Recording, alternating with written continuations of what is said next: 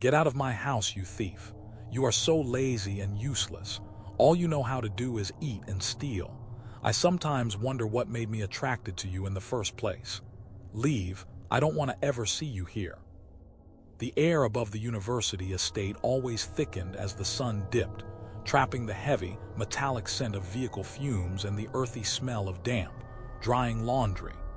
It was an environment of intense, focused ambition, but beneath that focus lay two vastly different worlds, separated only by a few dozen steps of pavement. On the edge of the sprawling campus, where the paved road dissolved into packed earth, Samuel lived. His world smelled of cement and sweat. All day, he moved blocks heavier than a goat, his immense athletic body serving as a poorly paid machine. When the afternoon shift ended, he would rinse the dust from his skin with cold water, the muscles in his broad shoulders twitching with fatigue, a small, involuntary movement that spoke of deep, bone-weary exhaustion. His clothes, though washed and clean, carried the permanent, faint odor of alkali soap and sun-baked fabric. He rarely looked directly at people when he walked. His gaze was fixed just ahead of his worn boots, not out of shyness, but out of a private calculation of the energy needed for the next step, the next chapter in the chemistry textbook. His hands, though gentle when writing notes for the students he tutored, were rough, the skin permanently thickened and lined, a map of every sacrifice he had made to sit in those lecture halls. Tonight, his steps dragged as he returned from the main library, where he'd snatched an hour of reading before the gate closed. He carried his few belongings, a slim textbook and a tattered exercise book, in a cheap canvas shoulder bag. The weight felt unbearable, a physical manifestation of his immense debt to the future. Meanwhile, Elizabeth moved in a world of soft privilege. Her life at the university, though challenging academically, was cushioned by her parents' care. Her apartment was always brightly lit, and the fabrics she wore were smooth against her skin, often carrying a faint, sweet scent of a light, imported perfume. Her dark skin was flawless, her frame slender, a silhouette of quiet confidence. She was a focused student, and tonight she had stayed late, deeply engrossed in her notes in a less crowded annex. She emerged from the main gate just past 9. The air was cool, and the sound of her small, neat sandals on the asphalt was crisp and solitary. She carried her laptop bag close to her side, her knuckles white where her fingers gripped the leather strap. Her focus was inward, repeating complex definitions in her mind, but a slight tremor ran through her whenever a night breeze rustled the overgrown bushes flanking the path. She knew the risks of walking alone, but her courage, though quiet, was stronger than her fear. She pulled her shoulders back, not to appear brave, but to control the small, nervous tension in her diaphragm. She was just passing the broken street lamp, where the shadows stretched long and distorted, when the air changed. A scrape, a slow, deliberate shh of a shoe on loose gravel, brought her attention out of her mind and into the immediate present. Two shapes emerged from the deep shadow of an abandoned kiosk. They were large, poorly defined figures, moving with an aggressive leisure that made her mouth dry. "Fine girl," one voice drawled low and muffled. Elizabeth stopped instantly. Her feet froze. She did not scream. Her eyes, wide and luminous in the darkness, fixed on a single, tiny, luminous point on the horizon, the red light atop the campus water tank. She focused all her energy on that point, trying to anchor her entire being to it. Her hand, the one gripping the bag strap, began to shake with a rapid, barely perceptible vibration. The second figure stepped closer. He held something in his hand, a dull glint catching the faint moonlight, suggesting a length of cold, heavy steel. The man spoke, his voice too close. "Your phone, your bag, don't make noise." At that exact moment, Samuel rounded the curve of the path, his head still bowed, lost in the weary rhythm of his walk. He smelled the fear before he saw the scene, a sudden, sharp tang of adrenaline that cut through the night air and the lingering scent of stale petrol. He lifted his head. He saw Elizabeth's statue still and focusing on the distance and the two figures closing in. He saw the glint. Samuel did not stop to think. The exhaustion that had weighed him down moments before was instantly transmuted into a powerful, coiled focus. His breath hitched, a silent, deep inhalation that expanded his chest against the tight cotton of his shirt. Near his left foot lay a heavy plank of wood, discarded by the road construction crew that afternoon. It was rough, splintered, and about 4 feet long. Without breaking stride, Samuel lowered his shoulder and scooped it up with a single, practiced movement.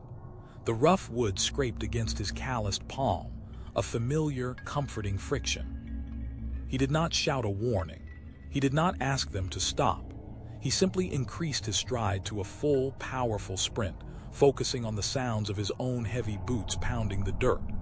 The sound was not a panic-stricken rush. It was a rhythmic, terrifying beat, like a drum announcing doom. When he was still 10 feet away, he angled the plank and swung it, not at the men, but at the empty air beside the first one's head, creating a terrifying whoosh and a shower of fine, loose grit. The effect was instantaneous and absolute. The two attackers, who had expected a victim or a terrified student, found themselves facing a massive silhouette moving with the reckless aggression of a man who had nothing left to lose. They saw his build, the sheer size of him, and the pure, unhesitating fire in his eyes. There was a frantic, scrambling sound, the scrape of cheap shoes trying to find purchase on the gravel. They dropped the knife and the machete with a heavy clatter that echoed in the sudden silence. They bolted, running away from the university light and into the deeper blackness of the unpaved back alleys. They ran like cornered animals, their shapes quickly swallowed by the night. Samuel stopped. He let the plank drop to the ground with a soft thud. He stood over it, his shoulders heaving, sucking in the cool air in ragged gulps. He did not look at the spot where the men had been. He looked at the place where Elizabeth stood. Elizabeth slowly, deliberately lowered her arm, the leather bag strap still deeply imprinted on her palm. Her chest rose and fell rapidly, but she made no noise. She blinked once, twice, slowly, letting her focus drift from the distant water tank light to the man standing a few feet from her. Samuel walked toward her slowly. He did not touch her. He stood at a respectable distance, his hands open at his sides. "Are you safe?" he asked.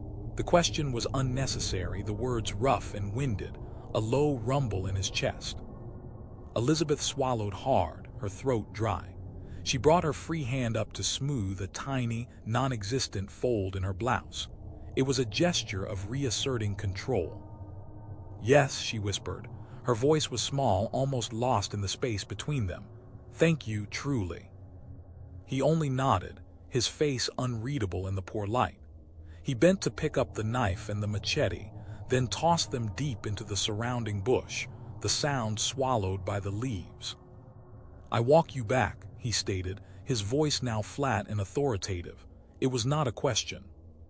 She didn't argue, simply falling into step beside him. The walk was painfully slow. They maintained a distance of about 2 feet, a gap that felt immense yet suffocatingly close. Elizabeth kept her eyes on the path ahead, aware of the heavy presence beside her. She could smell the faint but distinct aroma of industrial cement and clean sweat that clung to his skin, a masculine, honest scent that was a universe away from the pleasant, airy soap of her own room. When they reached her apartment block, she turned to face him under the gentle glow of the porch light. "Samuel," she said, using the full name, making it sound respectful. "I am Elizabeth." He finally looked at her fully. His dark eyes were not angry nor heroic, they were simply tired. He pushed a stray curl of hair back from his forehead, revealing a clean line of fatigue. "Good night, Elizabeth. Lock your door." He turned and walked away, his stride still heavy, but now without the oppressive weight of despair. He was just a student walking home, having performed an act of quiet, necessary courage. He did not look back. Elizabeth watched until his shadow merged completely with the night, then slipped inside her room, locking the door with 3 distinct, slow clicks. She leaned against the cool wood, her body finally allowing the delayed tremor to pass through her entire frame. The next afternoon, the sun was high, baking the road until it smelled of tar and dust. Samuel had finished his shift teaching trigonometry to a group of wealthier undergraduates and was washing his hands at the communal tap, cleaning off the chalk dust. The memory of the previous night was a sharp, clear image, the reflection on the knife blade, the absolute stillness of Elizabeth's face. He told himself he was going to verify that his courage had made a difference. He told himself he was just making sure she hadn't reported the incident and needed his statement. But his heart hammered a heavy, irregular rhythm against his ribs. He found her apartment block easily. He paused at the doorway, his hand hovering over the doorframe, a large shadow cast by the bright afternoon sun. For the first time, he felt the awkwardness of his rough hands and his simple, stiff denim shirt. He knocked once, a firm, low rap. The door opened almost immediately.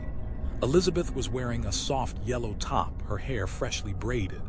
She stood framed in the doorway, and the air around her smelled of a light floral soap. When she saw him, the slight tension around her eyes instantly softened, replaced by a momentary, bright flash of recognition. "Samuel," she said, her voice clear and steady in the daylight. She didn't smile widely, but the corners of her lips curved upward, a small, sincere acknowledgement. He cleared his throat.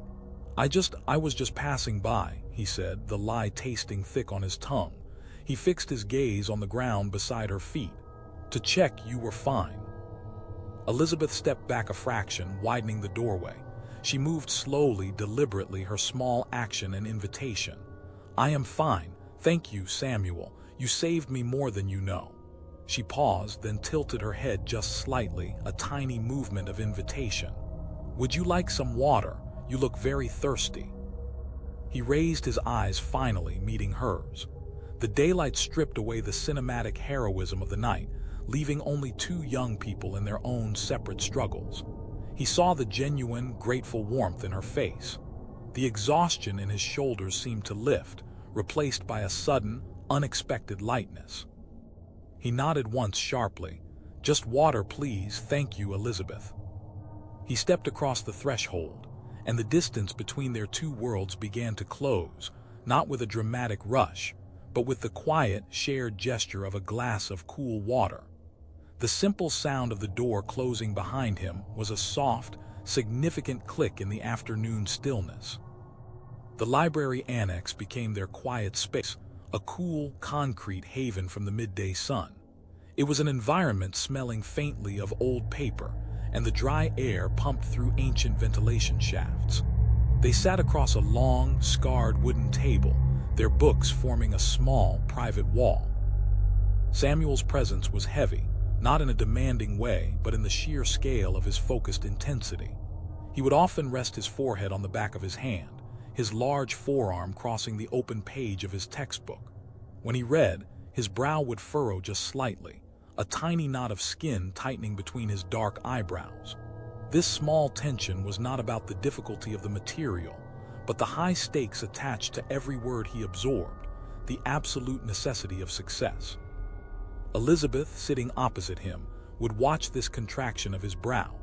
She would trace the margin of her notes with the sharp tip of her pencil, her eyes lingering for a moment longer than necessary on the deep shadows his eyelashes cast on his cheekbone. She never commented on the pressure she saw in him. She just remained still, turning her own pages with an almost silent, soft shush. One evening, as the shadows lengthened and the library emptied, Samuel spoke, the words coming out low, almost grudgingly, as if he were confessing a great weakness. He spoke about the farm, the dust, the endless cycle of planting and hopping. He described the construction sites, the jarring ring of steel against steel, the feeling of his own blood pumping hot against the heavy block in his grip.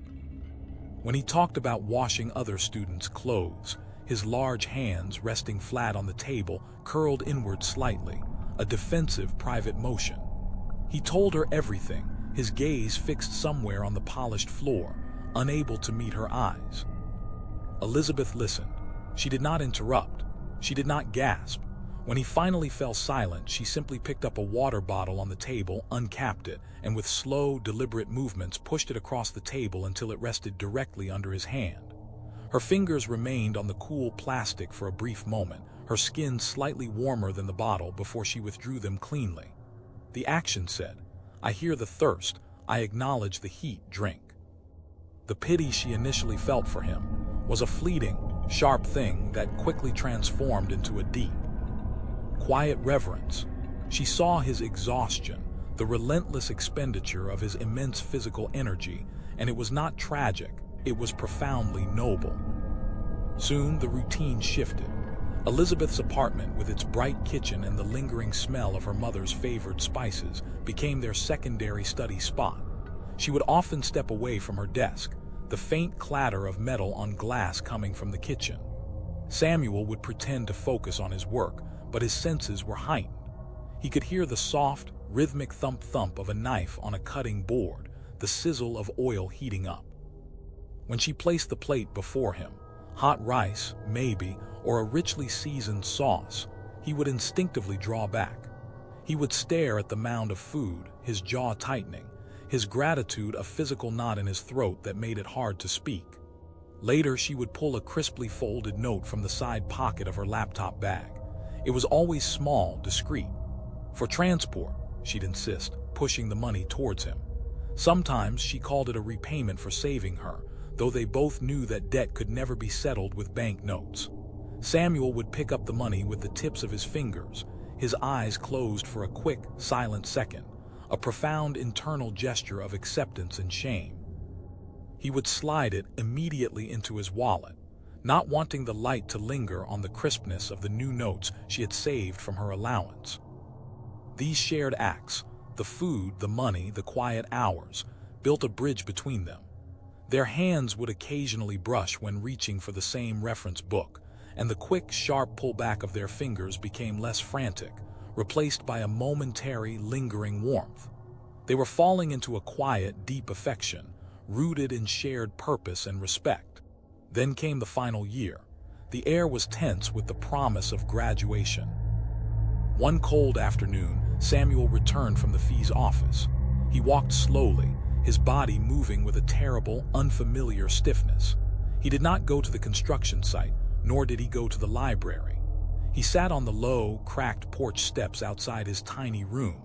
He pulled out the official letter from the school and held it in his hands. The paper, bright white against the darkness of his palm, trembled slightly. He had saved every coin, every tip, every payment from his tutoring. The amount he held was large to him, a mountain of effort, but it was less than half the required final examination fee. The full realization, the imminent collapse of his entire world, the waste of 4 years of backbreaking effort, made the breath seize in his chest. His posture, usually tall and commanding, slumped forward, his head dipping low until his chin touched the bony ridge of his clavicle. He sat there utterly still, for nearly an hour, his existence reduced to a silent, crushing despair. Elizabeth found him there that evening. She did not ask what was wrong. She just saw the unnatural stillness, the way his shoulders were curved in, hiding his body from the world. She sat beside him, leaving a few inches between them. She waited. Finally, he pushed the letter into her hands. Elizabeth read the document quickly, her lips pressing together into a thin, white line. "It's the final fee," he murmured, his voice gritty. "I don't have it. I won't write the exam." Elizabeth did not speak. She rose and walked back to her apartment. 5 minutes later, she returned. She did not offer excuses or explanations. She simply handed him a plain, white envelope. It was thick. Samuel's fingers, which could lift heavy cement blocks all day, suddenly felt clumsy and weak. He hesitated, his eyes flicking from the envelope in her hand to the seriousness in her face. He knew what this was. He knew what she had done. "This is your school fees, Elizabeth," he whispered, his voice trembling now. She pushed the envelope firmly into his hand. "It is money for your future, Samuel. Pay it." Her eyes were wide, unwavering. There was a quiet, unyielding stubbornness in the set of her jaw. She had decided. He stared at the envelope, then at her face. His head shook slowly, a low, miserable refusal. I cannot take this from you." Elizabeth leaned closer, her voice dropping to a fierce, low whisper. "You already saved my life once. Now let me save yours. You will pay. You will write that exam." She did not raise her voice, but her intensity was absolute. Slowly, Samuel brought the envelope to his chest, clutching it tightly against the massive muscle there. He bowed his head, allowing the tears he couldn't stop to slide down his cheeks, wetting the rough fabric of his shirt. He was not crying from sadness, but from a desperate, overwhelming humility and love. A week later, Elizabeth was on the phone with her parents. She stood by the window, her back to her room, watching the busy campus outside. Her voice was thin, slightly shaky, but perfectly controlled. She narrated the robbery, the rush of the men, the glint of the metal, her fear, the feeling of the gun against her side. "They said they would shoot, Papa. I gave them the envelope. I was so scared," she said, letting her voice break on the last word. She pressed her fingers hard against her left temple, a physical performance of a headache she didn't feel, trying to control the guilt that tightened her throat. The lie was simple, horrifying, and convincing. She hung up, her chest rising and falling quickly, the only sign of the immense effort the conversation had required. She stared out the window, watching the students pass. She knew her sacrifice meant a postponed graduation, a whole year lost, and the uncomfortable disappointment of her parents. But when she thought of Samuel, now fully registered, fully approved to write his final paper, a deep, silent well of certainty settled in her stomach. It was the only reward she needed. When the results were posted 6 weeks later, Samuel walked from the notice board, his shoulders thrown back, his chest expanded. His steps were light, purposeful. He had passed, and his grades were excellent, opening up a future he had only dreamed of in the dusty, hot pits of the construction sites. His success was enormous, visible, and loud. Elizabeth, meanwhile, quietly registered for the year ahead, the same classes, the same worn-out curriculum. She stood in the queue, a quiet, slim figure, the gold of her future momentarily tarnished but deeply, privately secured by her courage. When Samuel found her later that day, his face glowing, he took her hand, not in a casual way but with a fierce, possessive tenderness, and lifted it to his lips, kissing her knuckles slowly. He said nothing but the raw, unpayable debt of his life, and the promise of his immense love, was contained entirely in that silent, solemn pressure. The distance between Abuja and Lagos was measured not just in kilometers of asphalt, but in the quality of the static that coated Samuel's voice when he called. Elizabeth would sit by the window in her apartment, the phone warm against her ear, listening to the thin thread of sound travel across the states. She would trace the condensation on the glass with a fingertip, imagining the stifling, humid heat he described. Samuel rarely spoke of the work during his compulsory service year, only confirming that he was well, that he was saving. Sometimes, when the line was clear, she would hear the frantic hiss of traffic and the far-off call of a street hawker. She never pressed for details, only offering her own small updates. The library was cool, the lecturer was demanding, the repeat year was passing quickly. When they had to say goodbye, Elizabeth would hang up and hold the receiver for a moment longer, savoring the residual warmth before setting it down gently, a small, involuntary sigh escaping her lips. The campus courtyard was a riot of color and noise. Elizabeth had just finished her final paper, and the custom of sign-out had drowned the area in celebratory shouts, spray paint, and the sound of pop music blasting from cheap speakers. Her friends encircled her, laughing, pulling her into group hugs, smearing blue ink on her cheek. She was dizzy with relief and the sudden weightlessness of purpose achieved. She looked up, pushing a loose curl of hair from her face, and saw Samuel standing at the edge of the crowd. He was wearing an unfamiliar, crisp white shirt that looked new. He moved toward her slowly, navigating the joyful chaos. When he reached her, the noise seemed to dim, receding to a distant thrum. He didn't embrace her. He just stood there, his large hands thrust deep into the pockets of his trousers. His eyes, usually so steady, darted everywhere but her face. He cleared his throat, a low, nervous sound, and then, his shoulders seeming to rise slightly, he pulled one hand free. He didn't look at her when he opened his palm, but instead focused intently on the small, silver ring box resting on his dark skin. It wasn't a question spoken aloud, just the simple, trembling presentation. Elizabeth's breath caught, a sharp, sudden gasp, and she brought her hand up quickly to cover her mouth, her eyes instantly wet. She shook her head once rapidly, a gesture not of refusal, but of overwhelmed disbelief. Then she reached out, her fingers closing gently over his wrist, and nodded, tears finally spilling down onto the ink-stained shoulder of her gown. Their new life began in a cramped two-bedroom apartment in a buzzing district of Lagos.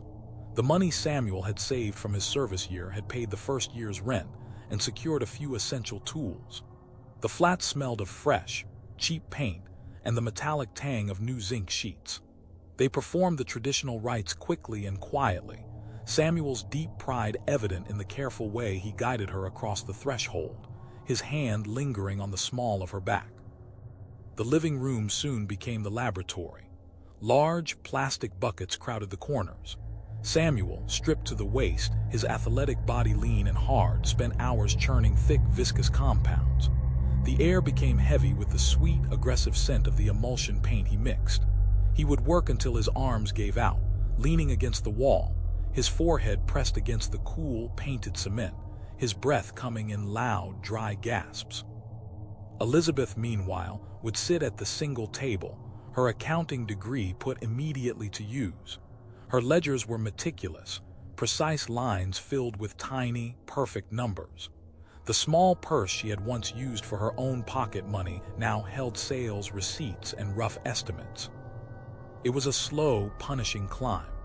Elizabeth had a small, rented kiosk where the finished products sat, stark white and labeled with their simple, handwritten logo. But the real work was on foot. She would dress in simple, sturdy clothes, gathering a small collection of sample pots. She knew how to speak to site engineers, those serious men in dusty helmets. She would walk onto the vast, chaotic construction sites, the ground uneven with broken bricks and wet sand, and navigate the noise of hammers and shouting men. Her sandals would gather a thick coat of red dust, and she would stand patiently, holding the small paint samples out, her face firm but polite, showing them the quality of the finish. Sometimes they would turn her away with a sharp wave of the hand.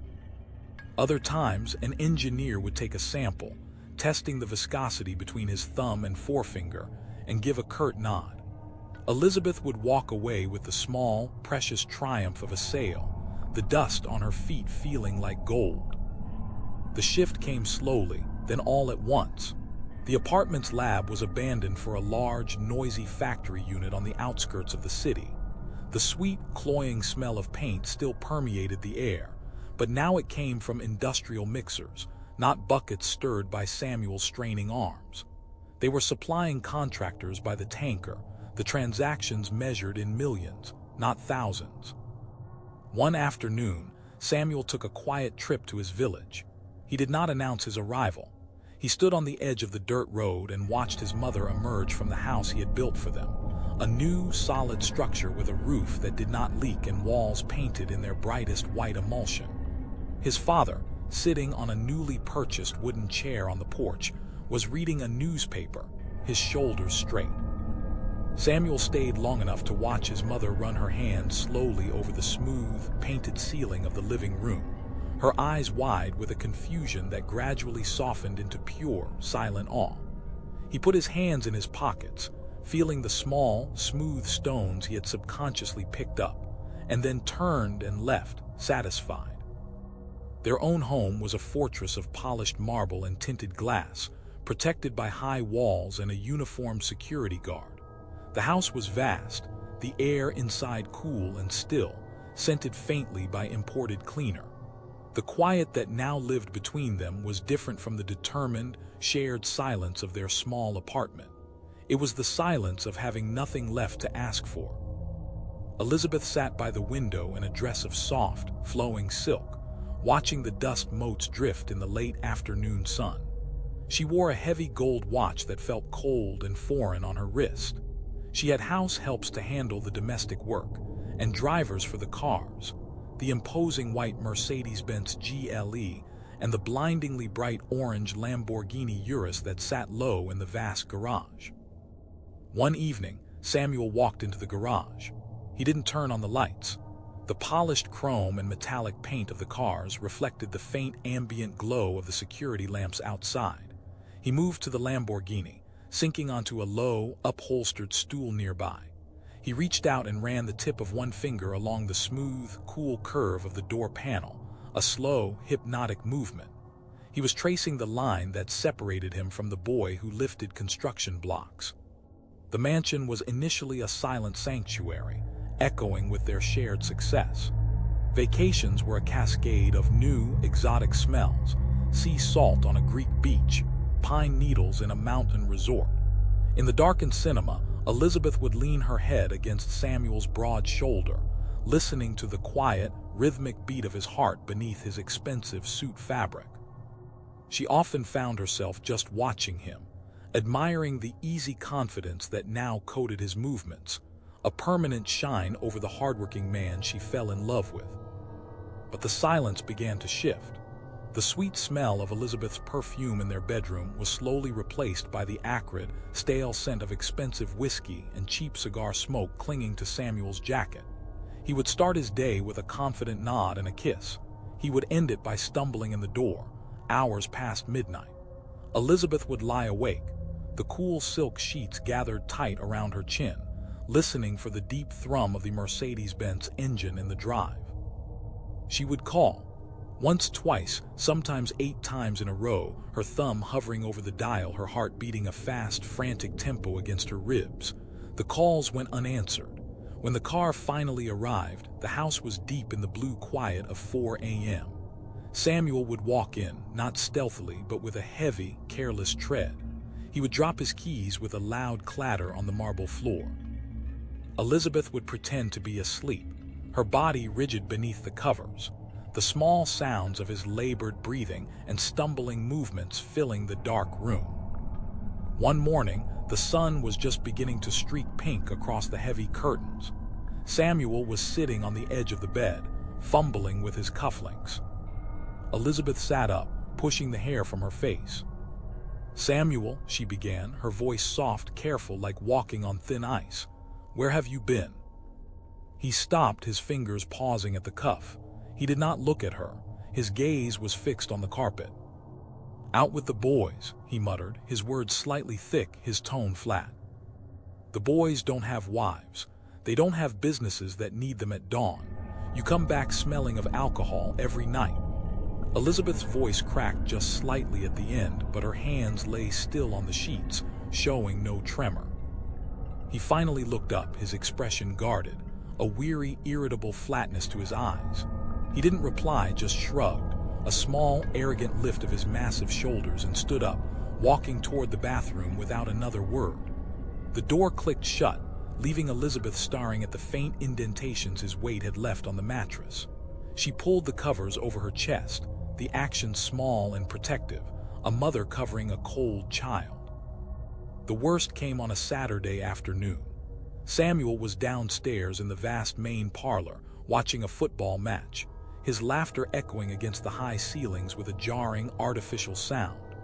Elizabeth was upstairs, organizing documents in the quiet home office. She paused when she heard the distinct change in his voice. It dropped low, becoming smooth and intimate, a tone he hadn't used with her in months. She walked silently to the mahogany railing overlooking the parlor. Samuel had his back to her, one hand covering his mouth, but his posture, a slight, possessive tilt of his head toward the phone, told her everything. "I miss you too," he murmured into the receiver, his thumb stroking the side of the phone. Then louder, a promise, "I will come later. Yes, tonight I'm yours." Elizabeth felt a cold, sharp shock travel from her scalp down to her toes. The ledger she was holding slipped from her hand, the thin paper fluttering down the railing and landing with a dry, soft whisper on the polished floor below. Samuel flinched, turning around slowly, his face instantly hardening when he saw her standing there, motionless, like a statue carved of pain. "Who is that?" Elizabeth asked, the words barely a breath, her throat too tight to allow full sound. Samuel looked at her, then back at the phone. He pressed the end call button and slipped the phone into his pocket. He brought his large hand up and placed it firmly on his hip. He didn't answer. He simply let out a loud, contemptuous hiss of breath, turned his back to her and walked out the front door, slamming it shut behind him. That night was a suffocating void. Elizabeth sat on the bed, not moving, staring at the empty space where his head usually rested. She called and called again until the line went dead. The realization that he was with another woman settled over her like a heavy, lead blanket. She brought her hands to her face, not to wipe away tears, but to cup her cheeks as if trying to hold her head together. She felt a silent, deep tremor begin in her chest, a low, painful wave that finally broke, releasing quiet, continuous sobs. A full week later, Elizabeth was waiting in the upstairs window. She watched the sleek black SUV glide through the electric gates. The driver's door opened, and Samuel emerged, looking relaxed, smiling widely. Then the passenger door opened. A woman unfolded herself from the car. She was tall, curvy, dressed in a scarlet mini dress that barely covered her thighs, balanced precariously on impossibly high heels. Her face was expertly painted, framed by a luxuriant black wig. They walked toward the house hand in hand, their steps casual and slow, as if they owned the very air they walked through. The house help, usually quick to greet Samuel, hesitated, his eyes wide. Then the gateman, a large, strong man, pulled a massive, expensive suitcase from the trunk and followed them. Elizabeth ran down the sweeping marble staircase, her bare feet slipping slightly on the cold stone. She reached the bottom landing just as the trio entered the immense foyer. The air was suddenly thick with the perfume of the stranger, sweet, sharp, and aggressive. "Samuel, what is this? Who is this woman? Where is she going?" Elizabeth's voice was too loud, too desperate, breaking the mansion's polished silence. Samuel dropped the strange woman's hand. He finally looked at Elizabeth, his face completely devoid of kindness or recognition. "Her name is Bella," he stated, his voice flat and powerful. "And she is my girlfriend. She is moving in." Bella, hearing her name, simply smirked. She adjusted the heavy, dark hair cascading over her shoulder, her eyes flicking over Elizabeth with open contempt. Elizabeth felt her mind tilt. The reality of his words hit her with a physical blow. She moved, acting on pure animal instinct. She snatched the massive, leather suitcase from the confused gateman's hand and began dragging it back toward the front door, the heavy luggage scraping loudly against the marble.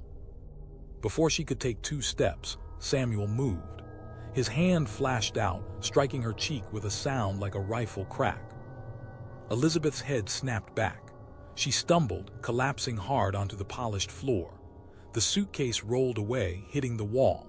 She lay there, stunned, the white-hot pain blooming across her cheekbone, her eyes wide, staring up at the cold ceiling fan turning slowly above her. Samuel stood over her, his chest heaving, his face a furious dark mask.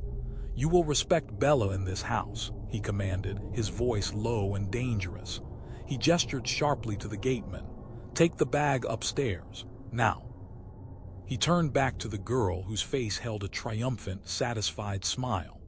They walked past Elizabeth, Samuel guiding Bella by the elbow, and ascended the staircase, their footsteps echoing. Bella's laughter drifted down, a thin, cruel, metallic sound. A minute later, Samuel came back down alone. He did not look at her sitting on the floor. He stood with his back straight, hands on his hips, and delivered his final command. "Gateman, take all of Elizabeth's things from the master bedroom to the boys' quarters. And Elizabeth, you listen. If you pass off Bella, I will deal with you. You are to be careful in this house."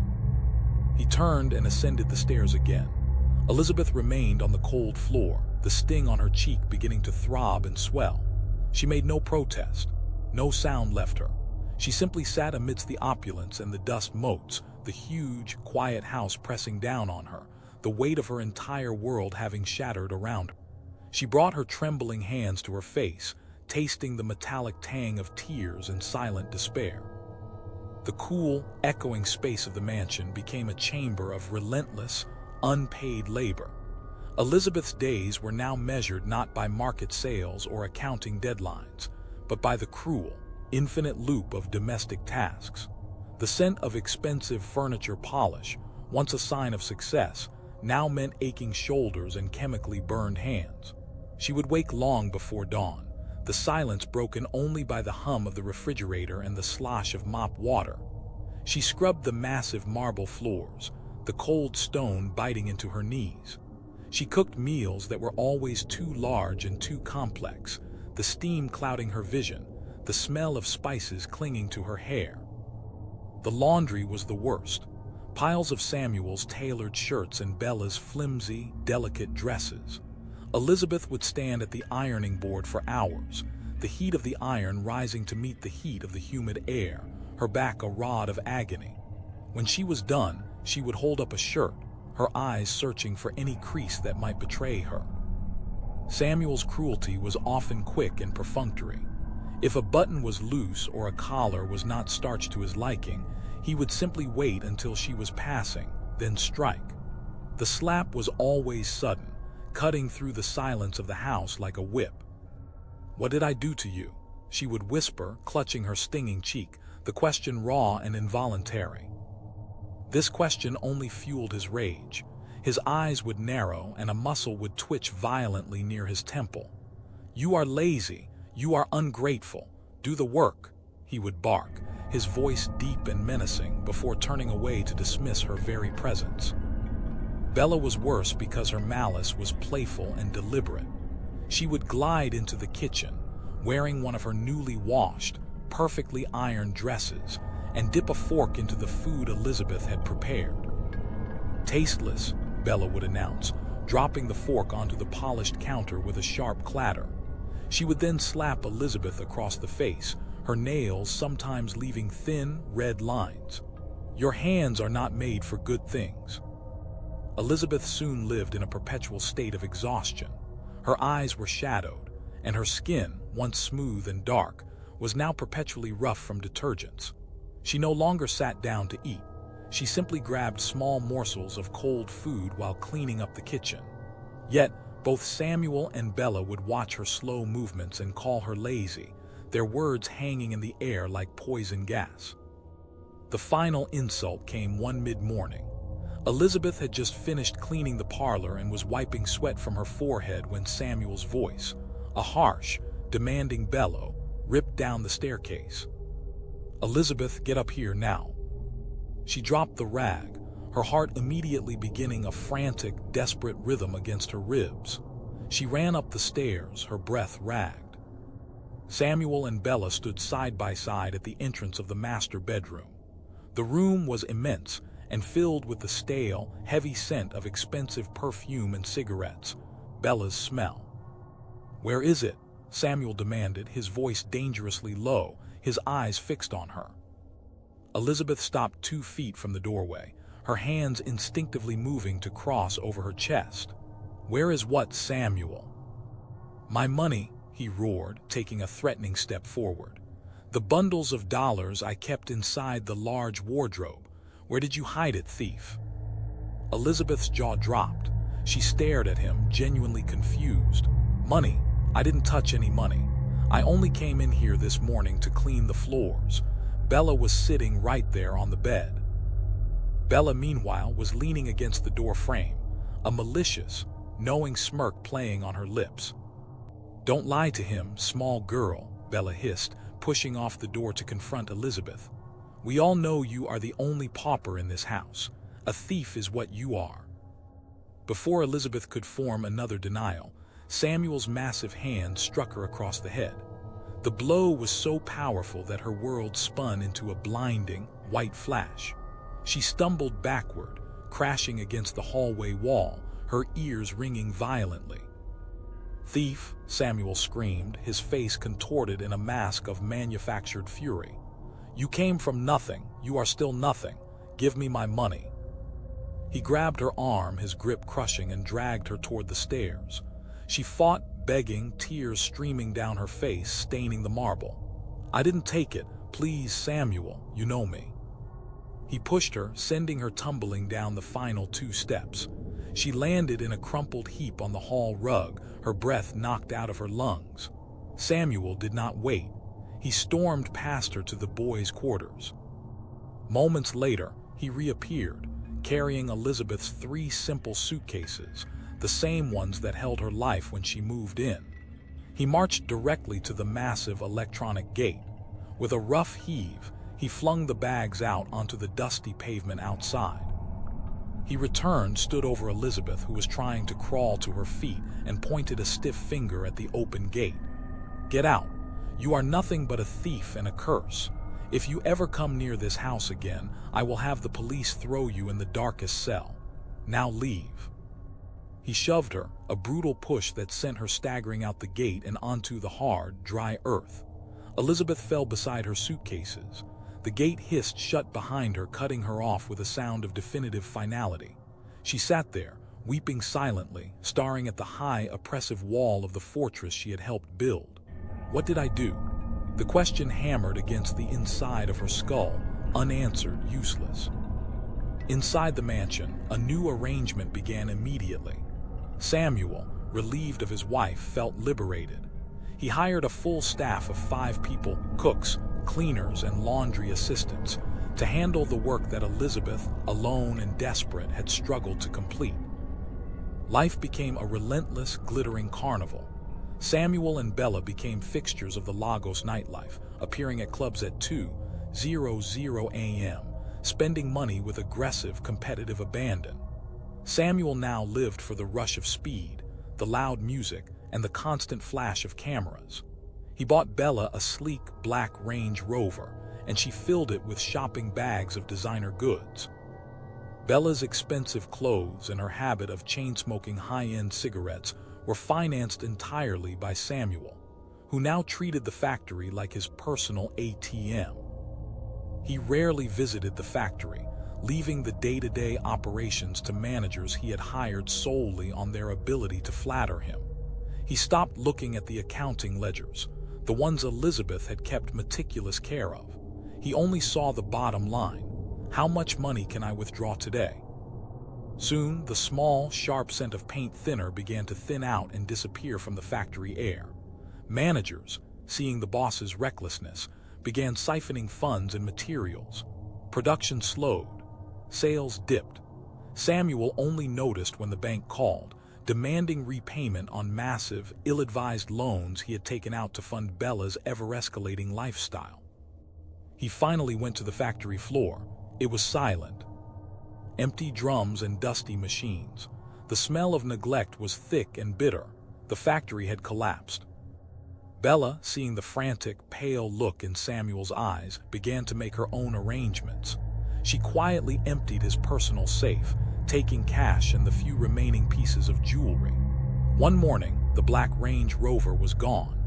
Bella had vanished, leaving only the faint scent of expensive, lingering perfume in the empty garage.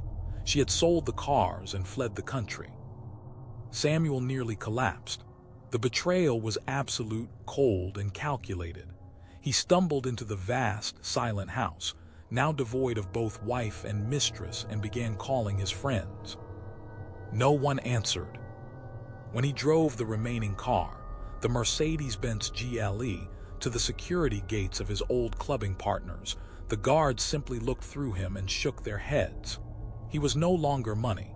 He was a bad smell. The bank moved in quickly, retrieving the factory. Creditors, angry and desperate, began to pursue him relentlessly. He had to sell the mansion, the same mansion where he had humiliated Elizabeth, to cover the initial debts. When the last paper was signed, he stood on the pavement outside, watching the new owners move in, holding a small bag containing the few remnants of his life. He was wretched. His clothes were worn, and his magnificent physique had softened from stress and poor eating. With no other option, Samuel returned to the one thing he knew: hard, physical labor. He bought a battered motorcycle and became an Okada driver, ferrying strangers through the hot, dusty, chaotic traffic of the city, scraping together just enough money to eat and pay rent on a single shared room. One blazing afternoon, weaving through the crowded city streets, Samuel failed to stop fast enough. He brushed the rear fender of a blindingly white Range Rover Velar. The contact was slight, just a scrape of paint against metal, but the driver immediately stepped out. The driver was immense, wearing a crisp black suit, his face contorted in immediate protective rage. He advanced on Samuel, whose body immediately tensed, folding slightly in defensive fear. "You idiot, look at what you have done," the driver yelled. Samuel bowed his head, ready for the beating, the shame of his current reality a bitter taste in his mouth. "Sir, I am sorry, I am so sorry," he mumbled, looking only at the man's polished shoes. Then a voice cut through the aggression, clear and resonant, carrying an unmistakable authority. "Stop it, James." Samuel froze, the name, the tone. He slowly lifted his head, following the sound to the back seat of the immaculate SUV. The passenger door opened and a woman stepped out. She was elegantly dressed in a tailored cream suit, her hair pulled back sleekly, emphasizing the sharp, determined contours of her face. She exuded wealth, intelligence, and controlled power. She walked toward the front of the car, stopping a few feet from the trembling Okada driver. It was Elizabeth. Samuel's body gave out. The sight of her, glowing, confident, entirely removed from his life, was a physical shock greater than any slap. He felt his knees weaken. The shame, the memory of his violence, the realization of everything he had thrown away, hit him with crushing force. He did not cry, but his body convulsed, and he fell to his knees in the dust of the road, the motorcycle clattering to the side. He began to plead, his voice cracking, the words raw and guttural. "Elizabeth, I beg you, forgive me. I betrayed you. I was a fool." He pressed his head to the hot, rough asphalt, his whole body shaking. Elizabeth stood perfectly still. She looked down at the large man kneeling in the dust, the ghost of the athletic giant who had once saved her from darkness. She studied him, his worn clothes, his defeated posture, the desperate fear in his eyes. A slow, serene smile touched her lips. "I forgave you a very long time ago, Samuel," she said, her voice soft but steady, containing not an ounce of bitterness. "That year I gave you my fees, not just for the exam, but for your future. The debt is settled." She looked at her driver. "James, give me his number." She waited while Samuel, shaking and weeping silently, recited his contact number to her security driver. Elizabeth then turned back to Samuel, offering no further words of comfort or reproach. She simply delivered her final, measured instruction. "I have a friend who needs a driver. He is a very good man. He will pay you well." She looked at James. "Let's go." James, the same man who had carried her suitcases to the boys' quarters, now quietly helped Samuel pick up his fallen motorcycle. Elizabeth got back into the shining, pristine Range Rover Velar. The driver got in, and the car pulled away smoothly, leaving Samuel standing alone on the dusty roadside. He stood holding the handlebars of his motorcycle, watching the immaculate white car disappear. He knew the job would give him food, shelter, and a chance to survive. His former life as a billionaire, built on Elizabeth's grace and destroyed by his own arrogance, was now a historical footnote. He had betrayed the one person who had crossed oceans for him, and in return she had given him a second chance, a second life, that was measured, quiet, and purely driven by her own unshakable kindness. Never confuse your current financial independence with the fact that you owe your beginning to someone else's sacrifice. The people who help you when you have nothing are your greatest asset. Betraying them is not just immoral, it is financially short-sighted and spiritually fatal. What did you learn from this story? Drop your thoughts in the comment section. I would be glad to read them. And guess what? There is another interesting moral story coming in a few days. So please subscribe to this channel and turn on your notifications bell so you'll be the first to watch when I upload it. If you enjoyed this story, don't forget to hit the like button and share it with your loved ones. Thank you so much for watching. God bless.